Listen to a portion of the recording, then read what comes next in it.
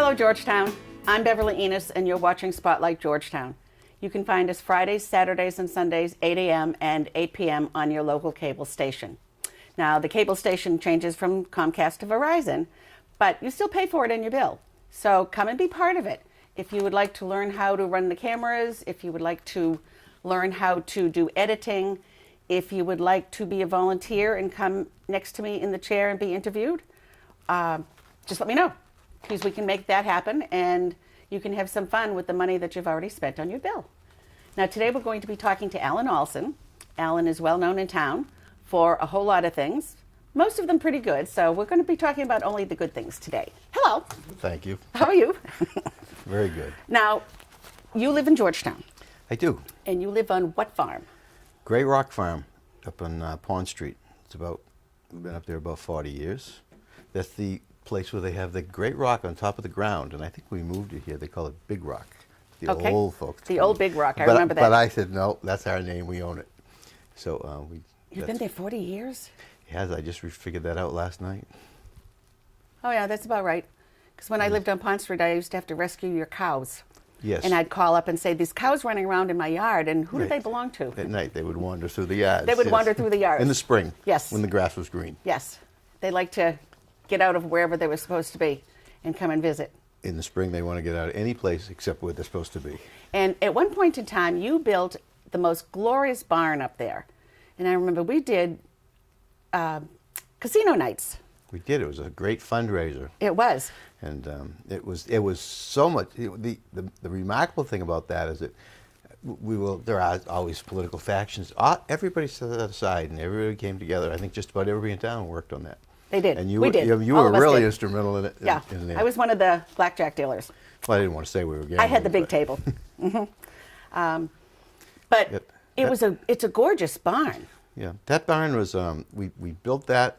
We cut all the timber off the property, and we hauled it back up, and we milled it down back, and we hauled it back up, and we assembled it. It took a year to do. It's a old, traditional New England post and beam barn. Right. And we had the draft horses downstairs, and a lot of that was very traditional too.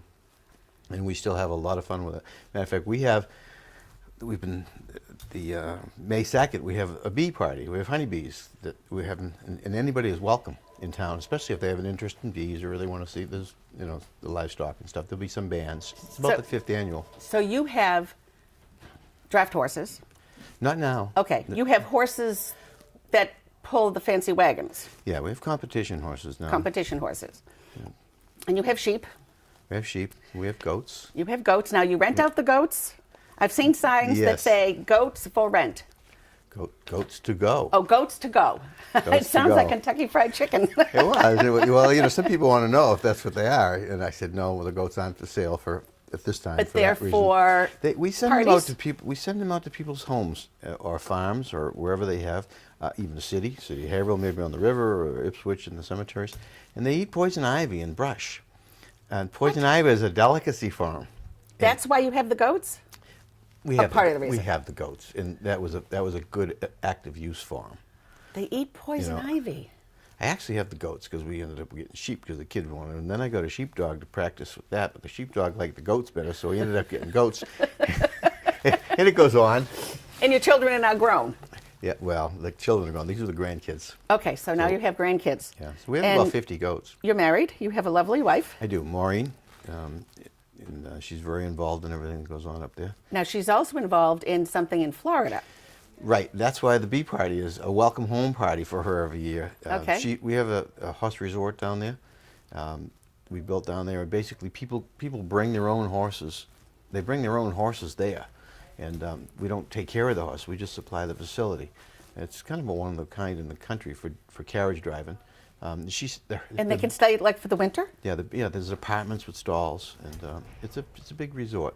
It's a horse resort though, for Okay. horse people. And she I spends. used to have a friend when I was growing up that she used to go to horse summer camp, and she'd take her own horse, Right. and then she'd stay in a cabin with the kids, and she'd take Right. care of the horse, and they'd train her and teach her. And is it that type of And thing? we do some of that in the Okay. summer. There'll be camps in the summer down there. And there's adult. They have adult. There's a lot of things going on. They have adult camps down there. Adult horse camps down there. But typically during the winter, it's people bring their own. Retired, got 2 horses. And You you want to go don't- to Florida for the winter? Yeah. You want to take your horses with you because that's what you do. You can bring them down there. On the other hand, high level competitors, your equestrian team, people that are really don't want those horses to stop for the winter. They want to keep them in training. So it's a unique place for them. We have a lot of people that have been representing the United States down there. Okay, now how would you get your horse from Georgetown, let's say, to Florida? Put them in a trailer. Put him in a Put 'em in trailer. a trailer and pay for the gas. Well, you pay say for the that. gas. You say that, but it's really cheaper in the long run. You're going to drive down there with the gas, and if you spend whatever $500 in gas, That's cheaper than putting the horse on a train, oh yeah, it's, which is another option. But you can No? well, Not anymore? not anymore. So you bring your horse down there, but it's a lot cheaper in the terms of the winter's a difficult period. It's very difficult. The water buckets are frozen. This winter, you couldn't even let a horse out in the yard. I have 2 or 3 friends that have horses, and they really had a tough It year. was a terrible time. So and there's green grass down there, or there's grass down there, and it's just it's a much better if you're going down there, and if you want to reach that point in your life that you want to go to Florida and make the journey. So. That's the way to go. Okay, now we have already talked about how long you've been in town. Family, how many kids do you have? 3. You have 3, and they 3. have grandchildren? Right. Or you have grandchildren, they have children. There's 3 grandchildren. And you still have a daughter that lives locally? I have my daughter Tricia. She lives right attached to the farm. She has her house, and Okay. my son, his home is in front. His Handren's old house. Yep. And he changed that over. You don't recognize it anymore. And the 3rd daughter lives down in Washington. She works for the Navy. She's Okay. a scientist. So you've got two of them close. Now, the 2 that are close, do they have any connection to the farm? It's just that they grew up there, and I think everybody's fond of the place they grew up. Yeah. I mean, Yeah, you know, especially, they enjoy it's kind it. of like we bought a zoo, Yeah. that type of thing. Why did you end up moving to Georgetown? Where were you from before? Peabody. Okay, I And, can understand moving from Peabody to So Georgetown. Peabody it's not was, that far. but it was interesting that we came up to the Georgetown Groveland area all the time. Before the children was there, even before I was married, I think we used to come up to Pawtucket Pond and go fishing. We did that quite often, so we kind of knew the area. We used to go down to the preserve area. I used to go down sometimes hunting. So we were kind of drawn to this area a lot. I mean, for all of the things that you and I both know is great about Georgetown. Yeah. And it was so much smaller then even. And Yeah. we had the opportunity to purchase, 18 acres of land, and 18 acres of land, and I don't think we paid $18,000 for it at the time. Yeah. I mean, I'll be honest with you. So, Yeah. because it took, as a newlywed couple, it took us 6 months to get the $2,000 deposit up. Yeah. Now, when I moved into town to live here as an adult, there were about 4,000 people. Yeah. So it's got to be about the same for you because I've lived here as an adult for about 45 years myself. Yeah, Yeah. about that. I thought it was And now we have 30s. over 8,000, closer to 9. It does So grow. it does. Now, you were a selectman once, I was 2 terms. 2 terms. 2 terms. I'm not good on dates, but someplace back in '85 or Okay. something like that. And so 2 terms I was a selectman. And Now, other than that, you have a business. We see Aulson trucks everywhere. Aulson construction, Aulson insulation removal, Aulson roofing, Aulson, those are all you. yes. Okay, what else? What did I miss? There had to be something that I missed. Well, we're rather diverse. I mean, in many ways, we self-perform our work. For example, most general contractors nowadays, they just have a truck and a phone and a computer, and that's it. And they don't have employees. I mean, if we do anything like that, we do most all. I'm starting one tomorrow in Fall River. We will do, we won't do electrical and things like that. But so you don't subcontract a lot of it. Right, just the things that we'd have, specialty things. But we pretty much will do everything ourselves. And that's just the variety of what we do. But we do a lot of bridge painting and a lot of highway. I think, as you know, we painted the United States Capitol. We worked on that we don't have the contract that you see on CNN tonight. We lost that one, but we worked on that building for about 15 years. Oh, wow, I didn't know that. Yeah, and it's a steel structure. Everybody thinks it's stone. It's steel, and it's high. It's a lot bigger than you think, and so it's kind of like a bridge type of thing. There's a lot of rigging, a lot of harness work. So we worked there for years. So we do Just about anything. We do restoration. There's a lot of restoration. And we're going to work talk about that in a like minute. Now, I remember being in Washington, D.C. when they had the statue that was on top of the Capitol on the ground to restore. Right. And it looks like this nice little 10, 12-foot statue. That thing is 100 and some odd feet tall. No, I don't think it's that high, but I think it's about 30, 25 feet. Tall. It's huge. Right. Which makes it 3 to 4 stories. Right. It looks like a person when you see it Yeah, there, but it's yeah. people have no comprehension of how big that building is. There was a picture in the Georgetown Record. My son, Chad Lampert, Jay Gilbo, all Georgetown guys, and they'd all worked on that since they were younger through me. And they had a picture up there on the top of the Capitol, and it was on the very top, right next to that statue you're talking about. And they were this big? so small, well, you couldn't see them. They had to blow that up and put it in the side so you could see the 3 people. Yeah, that is a huge building. It is big. It's much bigger than anybody. So it looks like stone, but it's steel. But what's the part that looks like stone? Is it stone covered, or is it stucco, or? Down the bottom, the square section is a stone. Is stone. Right. The dome, all the dome is all cast iron. Okay, that's what it is. But it's an interesting building. I've been down there a few times. Oh, it is, and there's so much you can't even see. I mean, inside the dome is another dome. We spent a whole year and a half inside restoring the dome that nobody ever can see. It's the original stone dome inside there. So you've kind of done a little bit of everything. We have. We do construction. I'm going back for a minute to the sheep because I have to talk about this thing that the Knights do. About what? The Knights. Okay. With the sheep. Yes. And now, what do you call that? What do they call it? That was the Sheep Pebbles Land Rush. The sheep pebble. You buy a deed. Deed. And they put a grid out. Yep. And you let your sheep loose. We put a grid out with whatever reasonable number it is that we sell.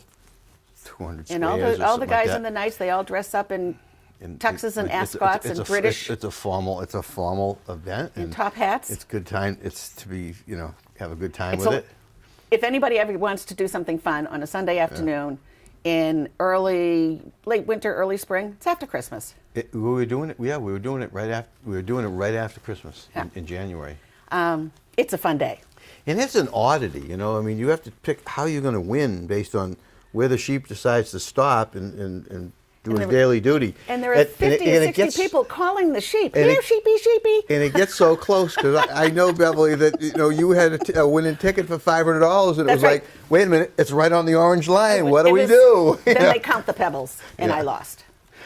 But it's a fun day. So it's something, and it supports the Knights of Columbus. It does. And it's nice to see. And we actually had some goats down there for the kids to pet. We did. We brought a few down because we thought that might be fun. The kids like the little goats. So it's a nice family thing, and they offer. And we had a fireplace with some marshmallows, and we had food inside. Yep. We want to make it a community thing. I mean, it's a fundraiser. We do have to pay. But it's nice to see the combination of the Knights using local people. Using your farm and your sheep and your goats and somebody else's music. And yes, somebody else supplies the music. A lot of the guys are members, but it's a fun. So now we're going to go backwards again, and we're going to talk about the restoration. Restoration of, I'm not sure what number it is. It's East Main Street, and it's 34. 34. It used to be CB Hills, which was a furniture store when I moved in, and then part of it was a restoration furniture.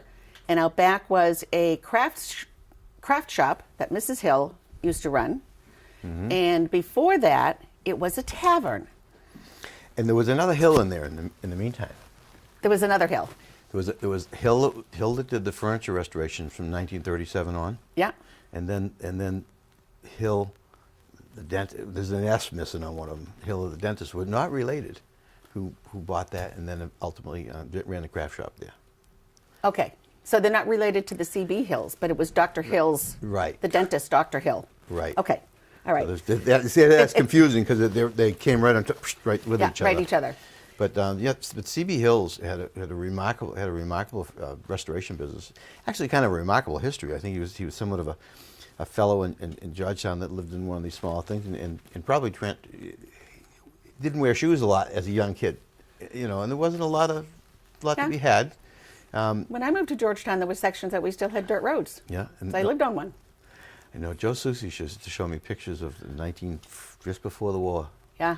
133 was a dirt road. Even lake shores and stuff for a while. And so we've grown, but we've grown slowly. Yeah. So At one point, it was a tavern, which is what you're Yes. calling it now. Well, That's what the sign that's lit yeah, up. the Dunbar Tavern. It was actually, that was the name of it, the Dunbar Tavern and Hotel. Actually, I think we said originally Dunbar Tavern, and the Historic Society corrected me and said, no, it was hotel. I said, okay. So it was the Dunbar Tavern Hotel, and it was owned by a fellow named Dunbar. His brother also owned a hotel in town. There was quite a few hotels in town at that time. Yeah, they didn't have zoning yet. Well, but I think that was the people, when people came to work and they stayed in hotels, let's say they came from And the Nova train- Scotia to and come the train here. used to come through The train Georgetown. came right through here too. And so they had, where was I? Okay. So the Dunbars, they had hotel. it from probably 1810, when they first built it in 1810, they built it, and it was a tavern and a hotel all the way up probably till the 1900s, so about 100 years. That's what it served as. It must have been quite successful because the original building, the very, very big square Yeah. part in the street, was the original building, and within 10 years they added this small section on the back, which has got another whole fireplace. It was almost a kitchen. So the tavern wasn't, it must have been like any business, like we got to add on, and they moved it there from someplace. Now, you did an open house a while ago, and the Historical Commission or Society, I always get those two confused. They did a slide presentation of all the Right. different things that it was before. Correct. But when I went in, I was amazed because from the outside it looks like such a huge, huge old white house, Right. which is basically what it was. Yeah. But the rooms are tiny. The They people are. were tiny. They are. The people were pub area, what used to be the pub. I mean, probably couldn't have more than 6 or 8 people having dinner and drinking. Maybe more. In those days. Maybe more than that. But that's why they added the additional room on the back Okay. for service and the food, because originally the tavern area is where they cooked in the main house, the big fireplace. Okay. And that was the tavern area and cook area. And now the poor cook is trying to do all this work with people sitting around the table, so they added this addition and fireplaces on the other side of the wall. A lot of fireplaces in that building. Right, and I think that was That was the only heat in those days. And I think that's a testament to the, probably the quality of the place you were staying.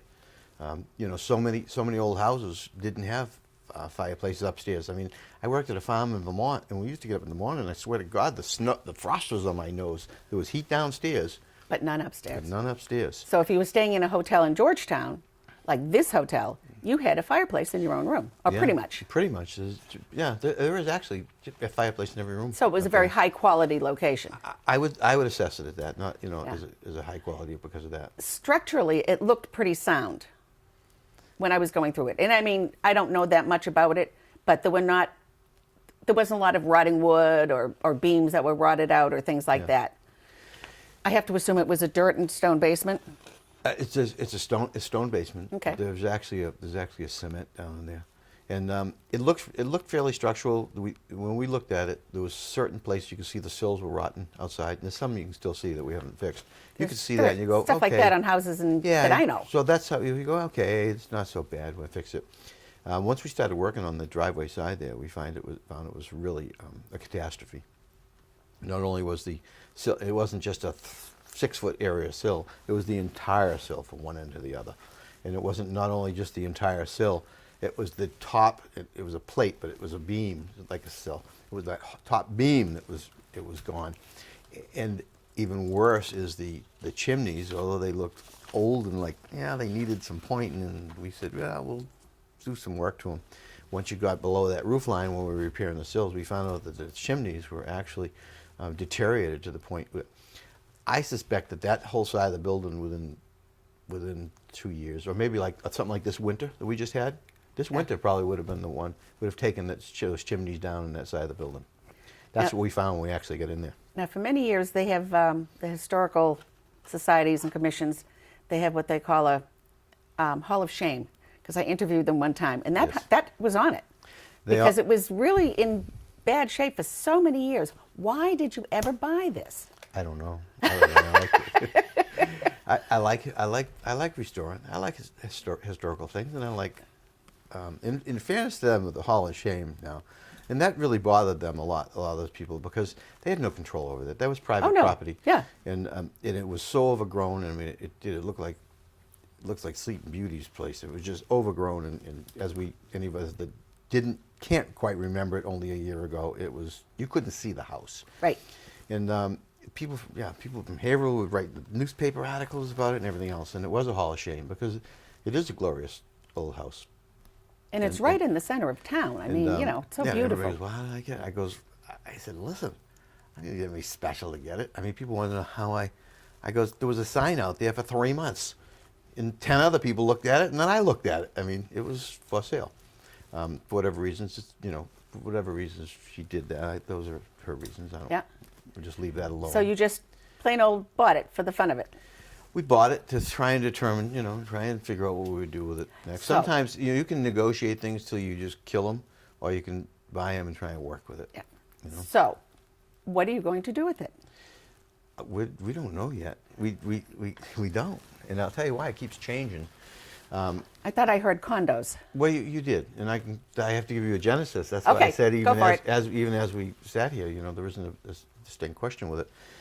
We had drawn up for 10 one-bedroom condos, and went to the zoning board with that. There's also a use schedule here. I don't want to too complicated, but there's a use schedule for 10,000 feet per unit in town. After 19 years on the ZBA, I understand those rules. But I don't mean too complicated for you. I mean in general. No, that's okay. So we had to deal with that hurdle, and then we also had to deal with it's allowed for units, allowed for apartments. Apartments or condos, the same wording. And so we applied for 10 one-bedrooms because we have 10 septic system approved for 10 bedrooms. Board of Health goes by bedrooms. Right. And it laid itself out well. You were in the house, so you know. I mean, you said it was small rooms. It laid itself out for one bedrooms, kind of nice. There was a bit of pushback from a couple. I would tell you 3, I think, people. 2 people that lived next door and across the street, that it would be too much parking, because the town requires, even though that was not why we were there, the town requires 2 parking spaces for every unit. Right. Like 20 cars. And even though we have enough room for all of that, and we would probably have asked to reduce it somewhat because they didn't need that much. That wasn't the proper venue. The venue was ZBA. So we withdrew that. We withdrew at that hearing without prejudice. The ZBA, as you know, I can't direct things, but we can read the discussion in the recommendations of too many cars, maybe. So it's been withdrawn. Again, not being directed, but just kind of reading the discussion, exactly where we're going. So we're redoing it right now for 5 2-bedrooms. To reduce the impact of traffic of cars. So the way it's set up, 5 2-bedroom units, would there be a living room connected with 5 those? 2-bedrooms or 4 2-bedrooms in 2 ones. Okay. Every time I say something, somebody says, you didn't say that. Right. But each one of these would include a living area, like a living room or a kitchen and all that kind of full house, a full apartment condo. House. Okay. I was interested. I had somebody talk to me yesterday. I guess a guy named Tinny. It's not going to be a rooming house that everybody has to share the. No, but I guess that's another. Okay. Well, I mean, there's been huge. There's a need for all of the above. I say, it would be such a beautiful bed and breakfast. I've heard that too. I've heard that, so many times. When people came through the house, probably 70% of them said that. But that means somebody would have to I'm not doing breakfast for anybody, it to make it a bed and breakfast, because that's not something that you want to get into personally. Not personally. Yeah. I'm not going to make breakfast. So that's one of the things I would like to do. I have to do 2 things. One, really, what I want to do is I want to restore the house. Okay. Okay. I'm hoping to make a little money. There's nothing crime with that, and I've never been afraid to say that. And at the same time, you have to, in order to do that, because it's very expensive to restore a old house like that, very, very expensive, you have to have some way to support those costs. In the living apartments, condos, those actually support it because it gives them a way of maintaining it. Yep. And everything else, so it doesn't just go back to where it was, and somebody has a tough time and falls on hard times, or I don't know, it goes back into an estate sits ruin. there and it never goes and it falls apart again. So it gets fixed, it now has a source of income. We all need a source of income. Someplace you have one, and the people behind this camera have a source of income. So the house needs a source of income to maintain it. And then the town has a nice facade of what should be downtown. Now, we keep talking about the house. What about the barn? That's Well- a big barn back there. Right. The barn is the barn is in rough shape. But would that become units as well? Well, it was planned on it with Okay. the ones. I can't tell you right now. I've given this to another architect. So And possibly. he just started 2 weeks ago, and it's like, let's see what the magic of what an architect can do. I said, here's the parameters that I think I should try and work within. And I haven't had any discussion like, where do I think this goes out? I told him, I said, listen, if you can, after the wing of the barn, it's falling down. I said, Yeah. hey, excuse me, since we don't need as much parking now, is maybe we can put 5-car garage, Okay. there on that side of it. The barn probably gets made into an apartment. These are all probables. I understand that. People, as I was doing this thing, people were telling me what was going on down there all the time, and I'm going, I don't even know what's going on. I mean, early on, It's a I small don't town. even know what's going on, and everybody's telling me this is what's going on at a coffee shop. Go into Crosby's and they'll tell you what's going on. So we're at that stage right now of looking at it again. What Now that in- we don't know if that goes anyways, even Biff. Right. I mean, it's a long process. It's a long process restoring it, and then it's a long process to get through the appropriate boards. We've asked for a demolition permit. We've asked for a demolition permit because we have to do that because it's historic. The Historic Society has a right to give a 6-month delay on it. That was my next question. Okay. What is the connection between the Historic Society and this piece of property? Well, that's what I was going to. There's no connection. There's no connection. There's no financial connection. No. And no contractual connection. No. Okay. And I wanted to make that clear. I'm going to pat myself on the back. I'm a person that came in and said, I'll buy this house. I've been very connected with the Historical Society, and I like that stuff. I mean, I've done things down at Brocklebank for free, contract. I mean, we do these things. So the town. connection is simply that I enjoy. It's a common, let's call it a common bond. All right, that's the connection to it. But in this case here, pat myself on the back, here I am, somebody that's come in and has the desire to fix it up and not, because a lot of people want to just tear it down, right? And I'm willing to spend my own money to do it and go forward with it. And I think, and maybe not, I mean, that's people in town have to decide, but I mean, for the betterment of what it'll look like downtown and everything else. So I think it's pretty noble to do that. Now, It's always nice to feel noble, isn't yeah. it? So now what happens is we have a requirement of the state zoning, and after this, particularly after the hearing we pulled from it, is that we have to have the Historical Society Commission can put a 6-month moratorium on any demolition of stuff like that. Until they look at it. It's just 6 months. Just because they want to do it. Just because they want to do it. There is no connection. Okay. With delays that can be caused and things, I goes, you know what? I'm not going to work so much on good faith here for a second. I'm going to just put in for it, because if I want to pull 2 windows out of that, or if I want to knock down the center section, which I think we all agree, the The connector. section between the house and the barn. Yeah, I mean that's not like nobody disagrees with that. You know, Right. I mean, if we want to tear that down, we need the demolition permit. That's a requirement of Some people don't even pull building permits to do work in Georgetown, so a demolition permit's a whole different story. But we do. We Yeah. try. We as a company, we as an individual, try and do the right things. Yeah, well, I mean, otherwise the Olson company name goes. Right. I mean, there's a way of doing things, and but so we pulled the demolition permit, and it was in a hearing, and it was an expected hearing, and there was a 6-month moratorium on it. They said, well, would you like us to give you just a moratorium on the bond, and maybe you can do the other things? And I said, we're not really going to do anything until we know what's going to happen with this property. Yeah. Now, with the pressure for, we don't think the cars should come in there, it's like, if people sometimes they got to be careful what they ask for. So does that mean I tear the bond down? Right. Because the bond is going to be very expensive? So- I have no desire to do any of that. So right now, everything's in a holding pattern, Demolition-wise. demolition-wise. And construction-wise, it's just in a holding pattern. Okay. I was And going at some to put a point- sign out there that says, happy spring, and thanks for all your support, and on hold. Well, that works too. So when something happens with it and you start building again and you make some decisions, will you come back and talk? I'll always come back and talk. It's always a pleasure talking to you. Matter of Okay. fact, it's enjoyable to talk to That's you. a deal. That's a Okay. deal. So thank you very much. Okay. Thank you. I appreciate you Thank coming in you. and talking about this Okay. and everything else that you do in All right. Georgetown. Well, don't forget those poor people that catch poison ivy and goats to go. Okay. Goats to go. All right. Thank you very Thank much. you. I'm Beverly Enos. This is Spotlight Georgetown. Thank you for joining us.